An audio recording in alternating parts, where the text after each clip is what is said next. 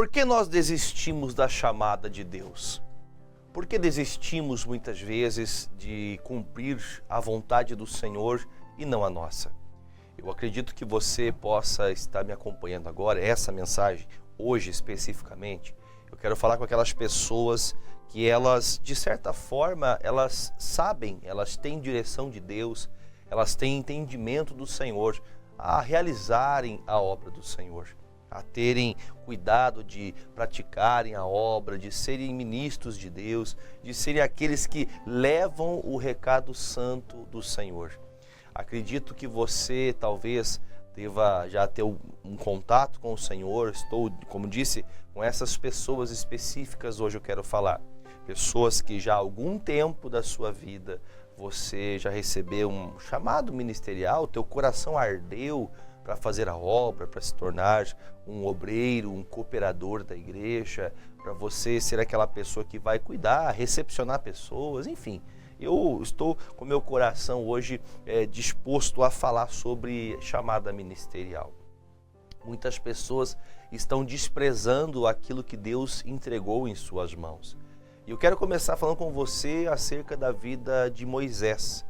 Moisés, nós conhecemos bem a história, sabemos quão grande foi este homem diante de Deus, o como ele se importou, o quanto ele teve que se dedicar em prol de um povo rebelde, de um povo que não aceitava a direção de Deus, que não retinha a palavra no coração, que murmurava, que criticava.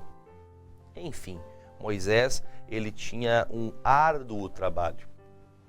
Digo para você que a chamada para levar a palavra de Deus, um pastor, um profeta, alguém que trabalhe para o reino de Deus, não é tão simples e não é tão fácil, mas digna de toda aceitação, digna e fiel. Fiel é a palavra. E como disse o apóstolo Paulo, aquele que deseja o episcopado, aquele que deseja pregar, anunciar as boas novas, excelente obra deseja. E à luz de Êxodo capítulo 4, eu quero que nós possamos aqui trocar agora ideias, porque como eu disse, você já tem entendimento acerca da palavra. Deus já lhe deu a chamada, Deus já te chamou para este trabalho, mas muitas vezes a confusão de nossos pensamentos nos faz acabar desprezando a obra de Deus. O Êxodo capítulo 4, o versículo 1 diz assim: Então respondeu Moisés e disse: Mas eis que não crerão, nem ouvirão a minha voz, porque dirão: o Senhor não te apareceu. E o Senhor disse-lhe: Que é isso na tua mão? E ele disse: Uma vara. E ele disse: Lança-a na terra. E ele a lançou na terra e tornou-se em cobra. E Moisés fugia dela. Bom, vamos lá. Moisés tem um diálogo. Deus vem falar com Moisés. Você deve conhecer bem. Se você pegar o capítulo 3, você vai ver quando o Senhor fala com ele através da sarça ardente. Ele está na montanha. Ali tem uma sarça, um tipo de uma toceira de mato que começa a pegar fogo. Era como se fosse uma labareda forte, mas não consumia aquele mato. E ali Deus falou com Moisés, chamando ele: olha, Moisés, eu chamei você. Você foi chamado para esta obra. E eu quero usar você para libertar o meu povo. Deus ouviu a oração dos israelitas que estavam em escravidão, estavam vivendo escravos dentro do Egito, e Deus então, por bem, chamou Moisés. Moisés, na verdade, se olharmos para todo o fato histórico, desde o início do nascimento de Moisés, nós vamos conseguir entender e até assimilar com mais facilidade que Deus, desde o princípio, desde o nascimento de Moisés, já havia algo da parte de Deus para que ele pudesse produzir, para que ele pudesse fazer. Ele já tinha uma chamada desde o ventre da mãe dele.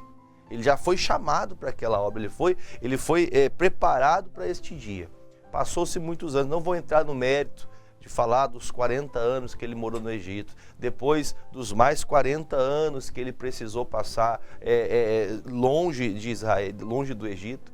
Ele passou grandes pleitos, grandes dificuldades que ele passou por conta de não ter dado ouvidos àquilo que Deus havia falado.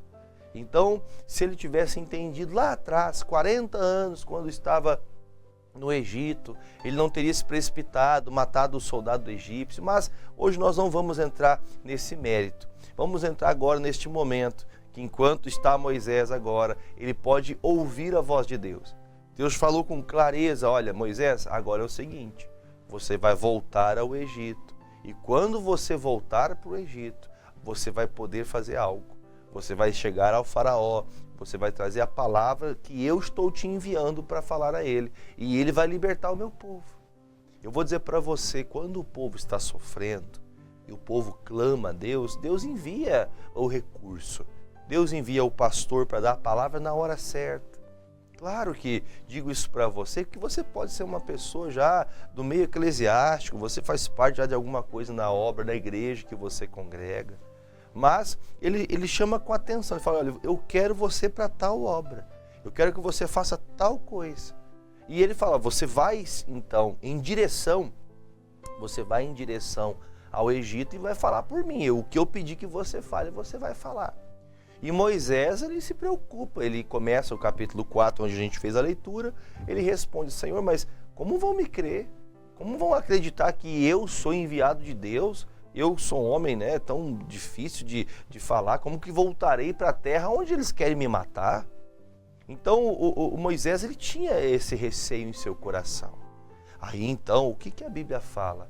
Que Deus chama ele, dá a palavra e ele começa: Senhor, mas como pode eu fazer essa obra? Aí Deus chama e fala: faz o seguinte, o que você tem na sua mão?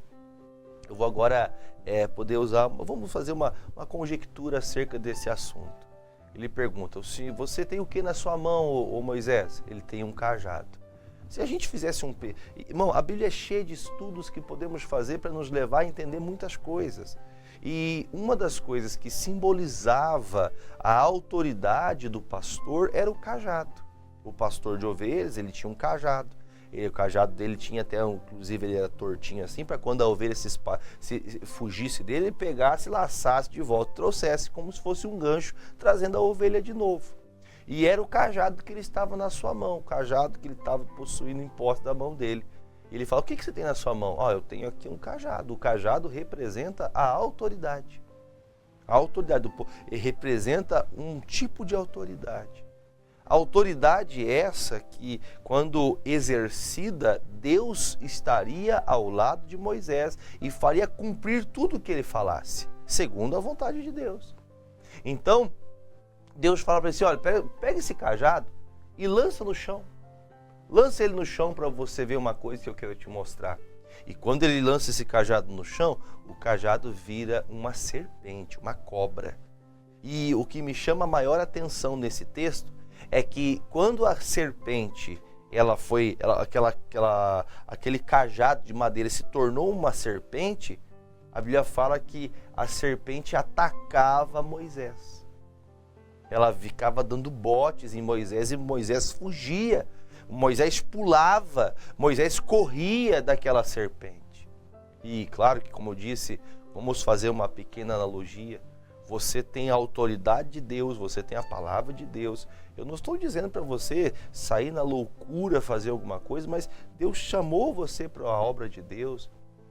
Ele chamou você para ser alguém que vai levar o Evangelho de Cristo. Não desista, não pare. Porque o que aconteceu foi que a serpente, ela tentava abocanhar, tentava picar ali o Moisés, e Moisés fugia dele. Veja que em poucos segundos, o símbolo que trazia autoridade o faz agora fugir. Então veja que a autoridade de Deus dada a Moisés, mesmo ele entendendo, ele compreendendo que Deus está mostrando algo miraculoso, um sinal tremendo para ele, mostrando que um cajado virou uma cobra. Isso é uma loucura, pastor. Loucura não, foi Deus que fez isso. Muitos estão fugindo da serpente. Quando eu digo serpente aqui, eu não estou dizendo no sentido maligno da palavra. A serpente aqui é o ministério. Tem muita gente fugindo do ministério. E eu vou dizer para você, tem muita gente querendo um ministério que não tem ministério, que não tem autoridade para tal. Tem gente que não tem essa autoridade. Veja que, inclusive, eu já vou fazer essa leitura aqui, mas veja o que a Bíblia fala, que Moisés ele tinha um receio, ele fala, Senhor, mas eu sou pesado de boca, eu não consigo falar. Alguns até chegam a dizer, não vou afirmar uma coisa que não está descrito, mas alguns chegam a dizer que ele era gago, tinha dificuldade para falar, para pronunciar. Mas imagine, por exemplo, se Deus quisesse, por exemplo, falar com Arão, ele poderia ter falado com Arão. O Arão era irmão de Moisés. Mas ele chamou quem? Moisés. Ó Moisés, eu conheço o seu coração, eu sei quem você é. E não adianta tentar copiar alguém. Arão, daqui a pouco nós vamos fazer essa leitura, mas Deus levanta Arão para ajudar o ministério de Moisés. Mas quem é o pastor deste grande rebanho era Moisés. Então nós temos que tomar um cuidado para não fugir do ministério que Deus nos deu. Nós temos um ministério, temos a nossa família, nós temos que lutar para ganhá-los para Jesus. Nós temos que lutar para que eles conheçam a santa palavra de Deus. Para que saibam que sem Jesus, para que elas conheçam que sem Jesus Cristo, elas não poderão nada, não alcançarão salvação. Entenda, muitos foram chamados, mas pastor, minha família é muito difícil, pastor, a minha família é quase impossível de ganhá-los para o Senhor. Aí eu pergunto para você, se não houver um libertador, se não houver alguém que creia na palavra, que não seja enviado de Deus, como haverá libertação para aquela família? Como terá libertação para a esposa, para os filhos, ou no caso a irmã, para o marido? Como haverá libertação para os seus pais, para os seus irmãos? Ah, pastor, meu irmão não quer saber nada com nada, mas você tem que ser essa pessoa, o libertador. Aí você fala, pastor, cada um no seu quadrado, eu não vou ficar tentando intervir sobre a vida de ninguém. Eu sou de Jesus, eu sou crente, sou cristão, mas pastor, é cada um por si, Deus por todos. Sabe o que eu vou dizer para você? Você está lançando o teu cajado fora. Você está lançando a autoridade fora.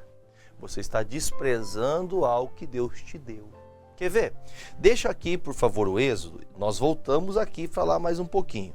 Vamos no Salmos 78. Salmos 78.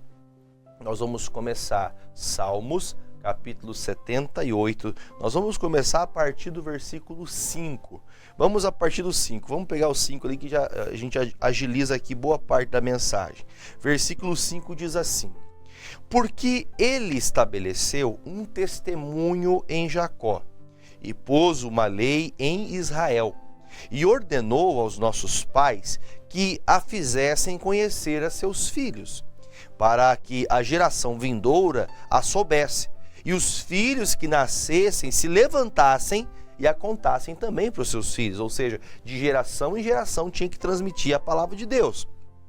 Aí o 7, para que pusessem em Deus a sua esperança, e não esquecessem das obras de Deus, mas guardassem os seus mandamentos, e não fossem como seus pais, geração contumaz, geração rebelde, geração que não regeu o seu coração, e cujo espírito não foi fiel para com Deus.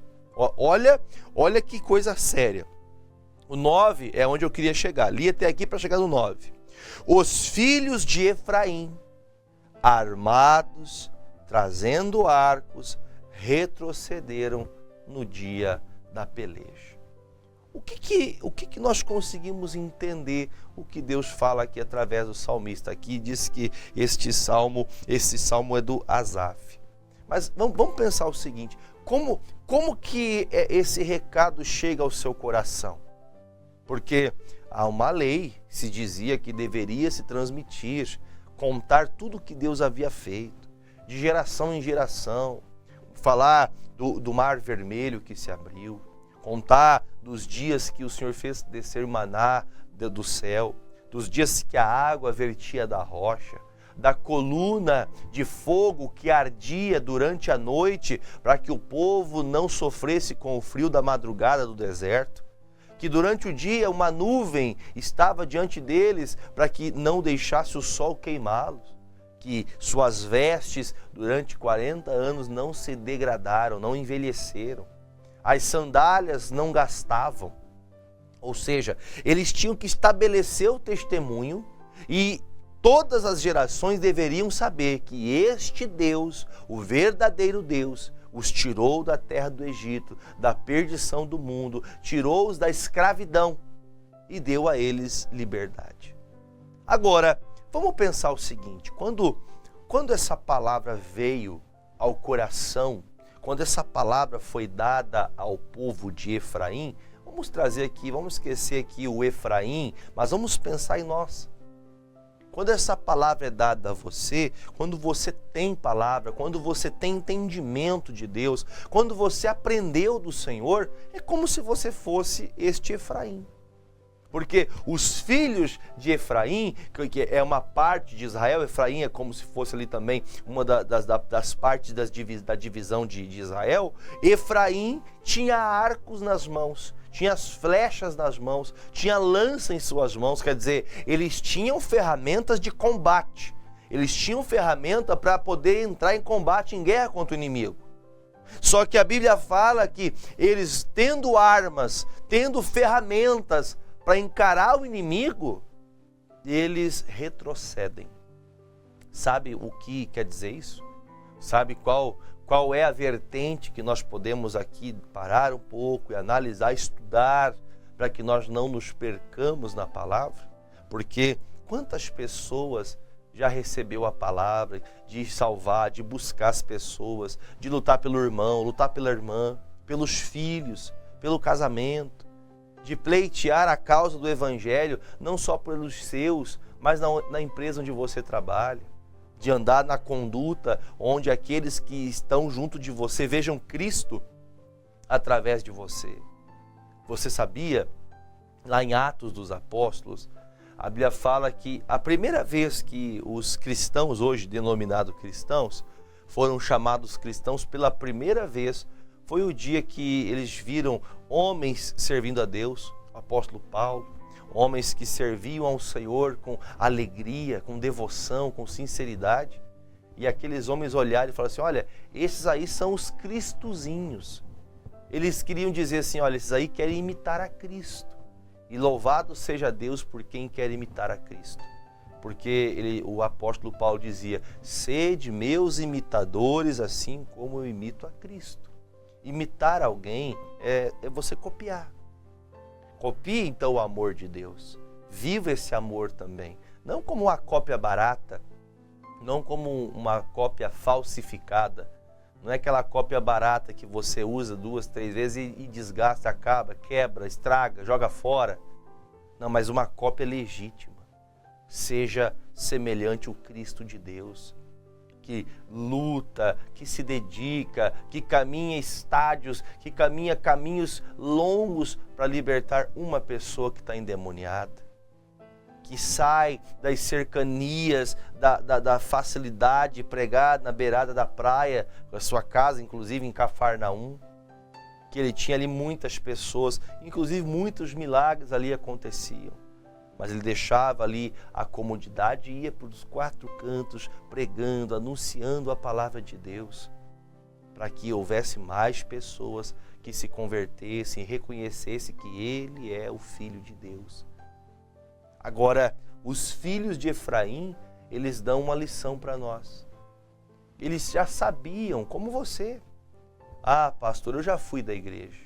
Eu já fui um membro assíduo. Já fui um membro que congreguei muitos anos na igreja. Já fui uma pessoa que estive muito tempo na casa de Deus. Já fui uma pessoa que me dispus a estar aprendendo a palavra. Já fui uma pessoa que me dispus a estar segunda, quarta, sexta, domingo na igreja. Mas, nos últimos tempos, eu estou um tanto quanto desanimado.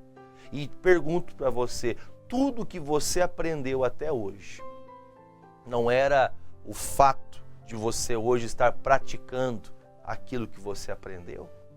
Por que você está fugindo do chamado?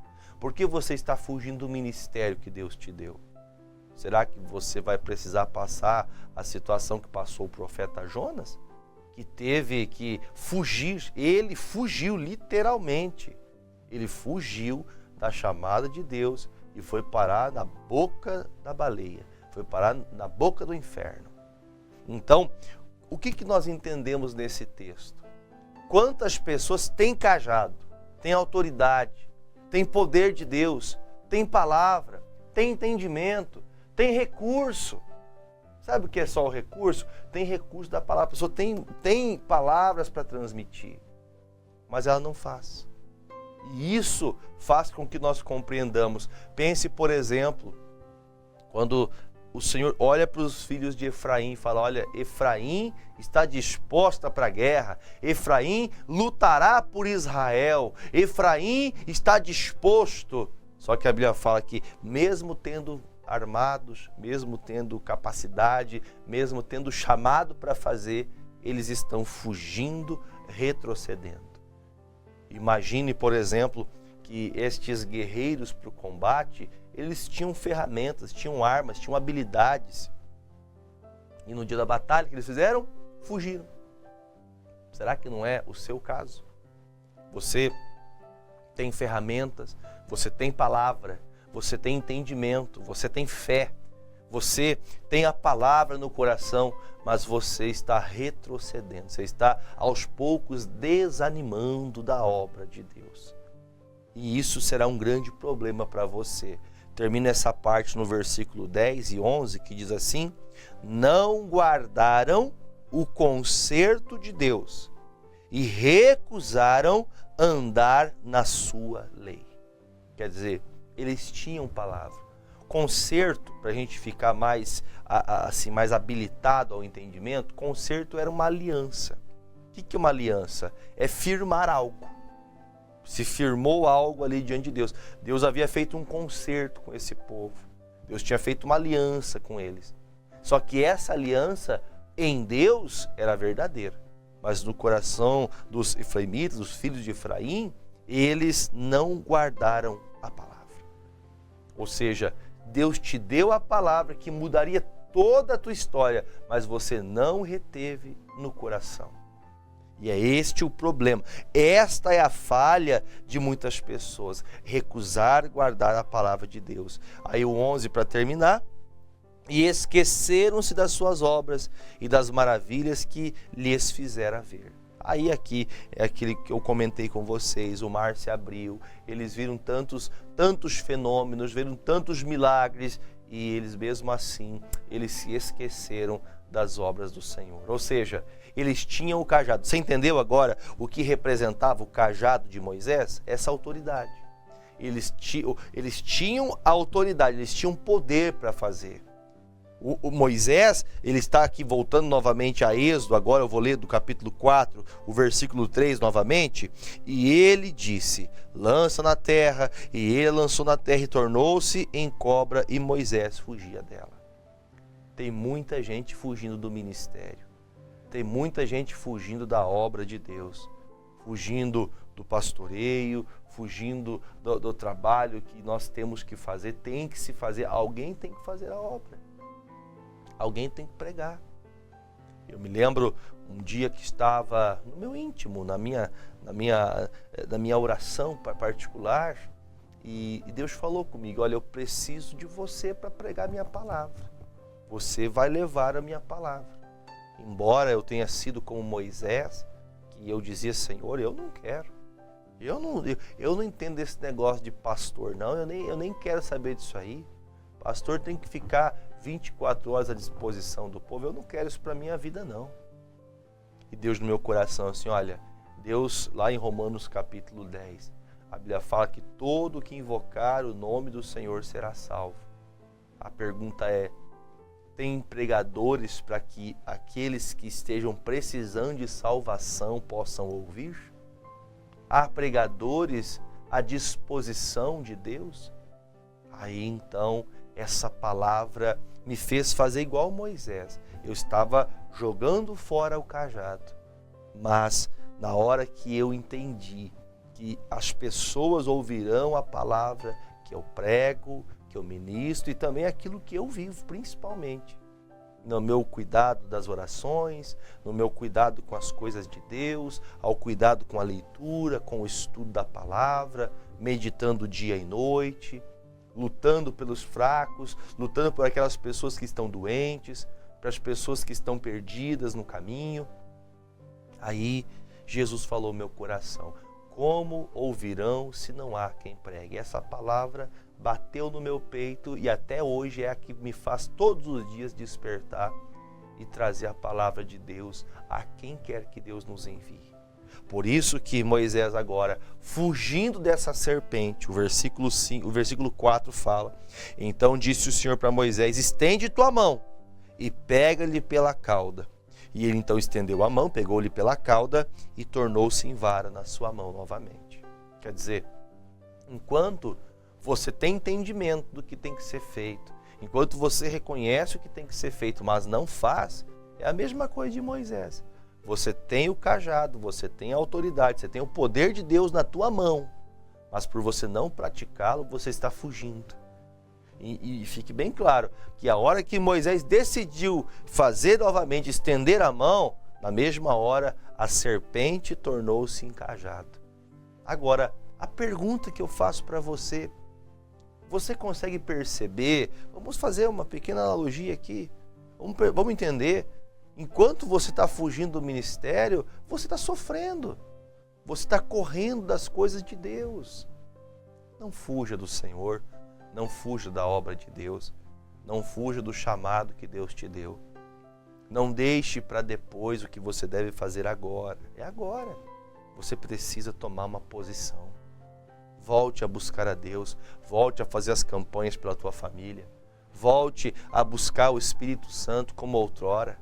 Você deixou de buscar o Espírito Santo que você ficou vendo esses pastores, essas pessoas que ficam mentindo, enganando. Isso aí é tudo mentira. Cuidado para você não cair nas mentiras. Aí Deus trabalha ainda com Moisés falando, versículo de número 5, para que creiam que te apareceu o Senhor, o Deus de seus pais, o Deus de Abraão, o Deus de Isaque e o Deus de Jacó. Então ele fala assim: este sinal que você viu agora é que você entenda que este cajado está simbolizando que eu estou com você. Era um símbolo. Você está junto de mim. Eu vou fazer a obra por você. Você vai abrir sua boca e eu vou colocar em prática. É eu que estou te mandando, Moisés. E ele dá um segundo sinal. Versículo 6. E disse mais o Senhor: mete agora a mão no teu peito. E tirando-a, eis que a sua mão estava leprosa, branca como a neve. Quem foge da obra fica doente, leproso espiritualmente. E disse: torna a meter a mão no peito. E tornou a meter a mão no peito, depois tirou-a novamente do peito. E eis que se tornara como a sua outra carne. Quem foge de Deus está sofrendo. A pessoa que está fugindo do ministério, ela está amargurada, ela não está feliz, ela não está completa. Ela está doente, está leprosa. Lembre-se que, para este período, uma pessoa com essa doença chamada lepra era uma pessoa excluída da sociedade, excluída da família. Sem Jesus é como se você vivesse num grande vazio, sem obedecer a palavra. Aí o versículo de número 8: e acontecerá que se eles te não crerem, nem ouvirem a voz do primeiro sinal, crerão a voz do derradeiro sinal. E se acontecer que ainda não creiam a estes dois sinais, nem ouçam a tua voz, tomarás das águas do rio e derramarás na terra seca, e as águas que tomarás do rio tornar-se-ão em sangue sobre toda a terra seca.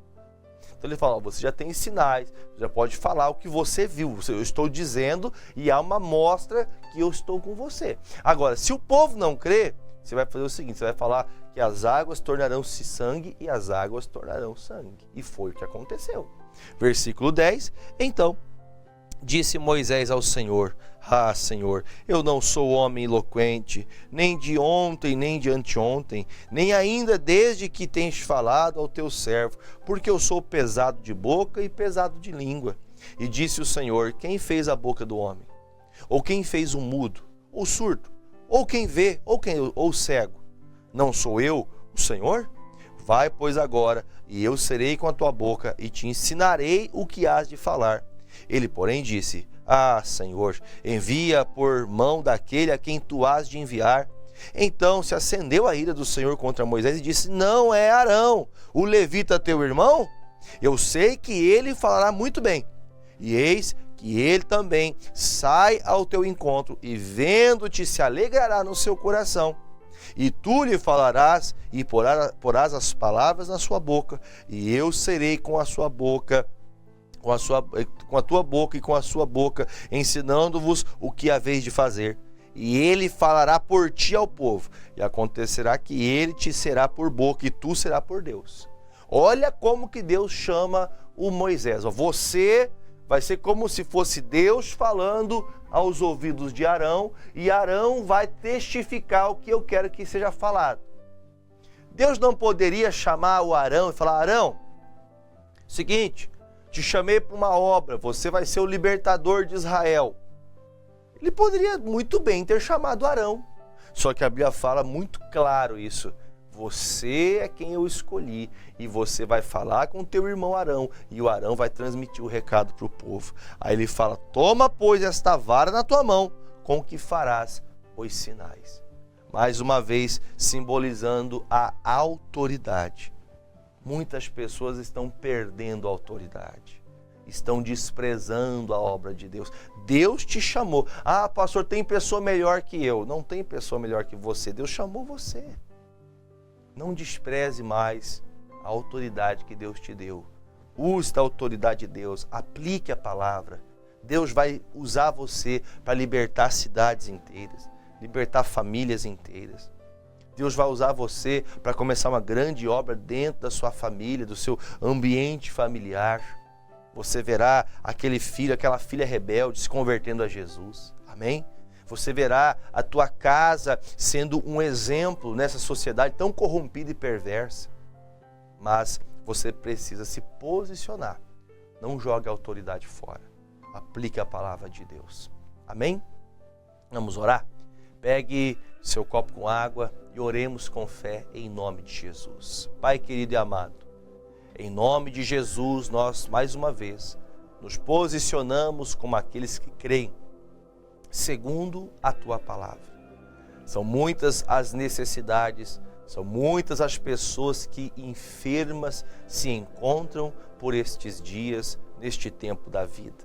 Pessoas que estão doentes no corpo, pessoas que estão doentes na alma, pessoas que estão doentes no espírito, pessoas que desanimaram, que desistiram, que perderam a fé, que perderam a alegria, que perderam a motivação, deixaram de crer na palavra de Deus, deixaram de confiar no amor do Senhor. Pai, quantos estão como Efraim, que fugindo estão do Senhor, que têm capacidade para fazer a obra, que podem orar pelos doentes, que têm condições para fazê-lo, mas não têm feito, têm retrocedido, têm fugido, mesmo estando armado, mesmo estando capacitado para fazer a obra. Esta pessoa está desistindo. Jesus, entra na vida desta mulher, na vida deste homem, que agora está recebendo do Senhor, ó Pai, essa autoridade, este cajado que essa pessoa tinha desprezado, ela está voltando, está assumindo a chamada. Pai, eu te peço, coloque nestas águas a autoridade, coloque o poder, coloque a unção, para que aqueles que beberem destas águas sejam livres de suas mazelas, enfermidades, doenças, em nome de Jesus. Eu digo ao câncer, retroceda. A metástase que está na cabeça, que como a senhora me pediu oração mais cedo, os médicos disseram que se espalhou pelo cérebro. Jesus, faça, meu Pai, desfazer essa força maligna, esse câncer. Em nome de Jesus eu te peço, este câncer no estômago, esse câncer que está fazendo essa pessoa definhar pouco a pouco, em nome de Jesus eu determino que a enfermidade saia dos joelhos, das pernas, essa enfermidade chamada gastrite, úlcera, em nome de Jesus, essa pessoa que vive explosiva, nervosa, Pai, coloca a tua mão agora.